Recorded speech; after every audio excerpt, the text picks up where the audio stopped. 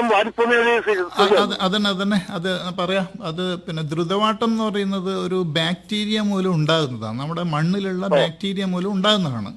അപ്പം നമ്മളിപ്പോൾ പണ്ടത്തെ കർഷകർ, നിങ്ങളിപ്പോൾ ചിലപ്പോൾ പഴയ കർഷകനായിരിക്കും, നമുക്ക് ആലോചിച്ചാൽ മനസ്സിലാവും. ആദ്യം നമ്മൾ ചെയ്യേണ്ടത് മണ്ണിലുള്ള കീടങ്ങൾ ഇല്ലാതിരിക്കുന്നതിന് വേണ്ടി ആദ്യം നമ്മൾ കൃഷി ചെയ്യുന്നതിന് മുമ്പേ ചെയ്യേണ്ടത് അത് സോയിൽ സോളറൈസേഷൻ എന്ന് പറയുന്നൊരു പ്രോസസ്. അത് പിന്നെ താപീകരണം. നമ്മുടെ മണ്ണ് ഇളക്കിയതിന് ശേഷം സൂര്യപ്രകാശത്തിൻ്റെ സാന്നിധ്യത്തിൽ മണ്ണിലുള്ള കീടങ്ങളെ നശിപ്പിക്കുക എന്ന് പറയുന്ന, അതായത് നമ്മൾ കൃഷി ചെയ്യുന്നതിന് 2 ആഴ്ച മുമ്പ് വരെ മണ്ണ് ഇളക്കിയിട്ടിട്ട് വെയിൽ കൊള്ളാൻ വേണ്ടി വെക്കുക.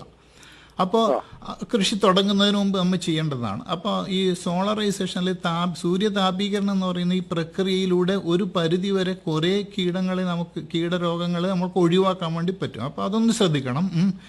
അപ്പോൾ അതുപോലെ അത് ചെയ്തതിന് ശേഷം പിന്നീട് നമ്മളിപ്പോൾ ഈ ബാക്ടീരിയൽ വിൽട്ട് എന്ന് പറയുന്നത് ഈ വാട്ടരോഗമാണ് നമ്മളെ ഇതിനെ ബാധിക്കുന്നത്, തക്കാളിയെ ബാധിക്കുന്ന ഒരു വിഷയം എന്ന് പറയുന്നത്. അപ്പോൾ അതൊരു മിത്ര ബാക്ടീരിയ ഉണ്ട്. അതാണ് നമ്മളിപ്പോൾ നിങ്ങൾ പറഞ്ഞ സുഡോമോണസ് ഫ്ലൂറസെൻസ് എന്ന് പറയുന്ന ആ മിത്ര ബാക്ടീരിയ. അത് പാക്കറ്റായിട്ട് നമുക്ക് കിട്ടുന്നുണ്ടല്ലോ.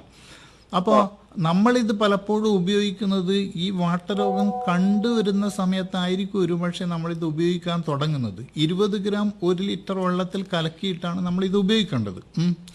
അപ്പോൾ നമ്മൾ എന്ത് ചെയ്യണം എന്ന് വെച്ച് കഴിഞ്ഞാൽ, ഇത് ചെടി നടുന്ന സമയത്ത് ഈ ട്രേകളിൽ നമുക്ക് തൈ കിട്ടുന്ന സമയത്ത് തന്നെ ഇത് നമുക്ക് ഈ സുഡോമോണസ് പരിചരണത്തിലൂടെ നമുക്ക് പിന്നെ ചെടി നട്ടിട്ട് വളർത്തി കൊണ്ടുവരാൻ വേണ്ടി പറ്റും. അല്ലെങ്കിൽ മണ്ണിൽ നമ്മൾ ഇത് നടാൻ ഉദ്ദേശിച്ച മണ്ണിൽ അല്ലെങ്കിൽ ഗ്രോ ബാഗിൽ ഈ 20 ഗ്രാം 1 ലിറ്റർ വെള്ളത്തിൽ കലക്കിയിട്ടുള്ള സൂഡോമോണസ് നമ്മൾ ഒഴിച്ചു കൊടുത്തതിന് ശേഷം അവിടെ നട്ട് കഴിഞ്ഞാൽ അതൊരു നമ്മുടെ മുൻകരുതലാണ്.